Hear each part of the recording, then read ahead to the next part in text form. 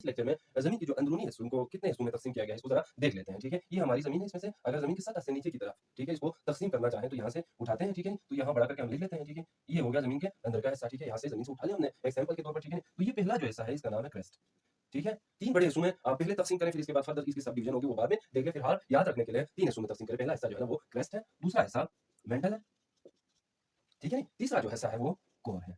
अब इसका क्रस्ट को उर्दू में क्या हो सकते हैं? कशरे अर्ज़, कशरे अर्ज़ है, ठीक है? अलिफ रेज़ ज़ात अर्ज़, ठीक है? मेंटल हो गया दूसरा, इसका नाम उर्दू में भी यही है।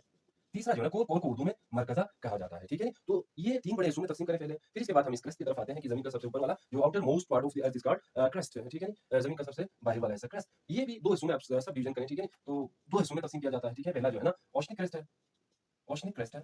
दूसरा कॉन्टिनेंटल क्रस्ट है।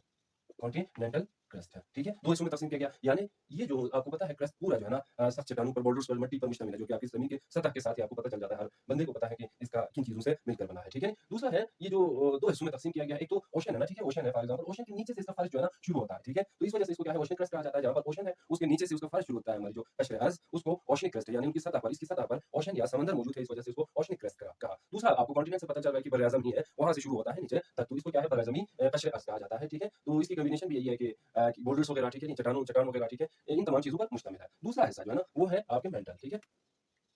मेंटल को भी 2 बड़े हिस्सों में तक़सीम किया जाता है, ठीक है? मेंटल को भी 2 हिस्सों में, जिस तरह हमने क्रस्ट को 2 हिस्सों में सब डिवीज़न किया, इसी तरह मेंटल भी 2 हिस्सों में तक़सीम किया जाता है। उसमें क्या है अपर मेंटल है, दूसरा जो है ना लोअर मेंटल है, ठीक है?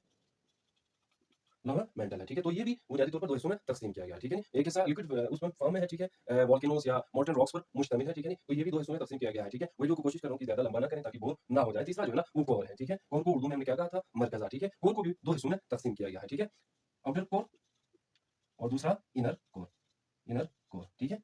ये भी 2 हिस्सों में तक़सीम किया गया है, ठीक है? बुनियादी तौर पर हमारी जो ज़मीन है, उसका जो अंदरूनी साख्त है या इंटरनल स्ट्रक्चर है, बुनियादी तौर पर 3 बड़े हिस्सों में तक़सीम किया गया है। और मज़ीद हम डिटेल से क्या किया, इसके फर्दर 2-2 हिस्सों में तक़सीम किया गया, तो टोटल इसकी तादाद कितनी हो गई जी? 6 हो गए, ठीक है?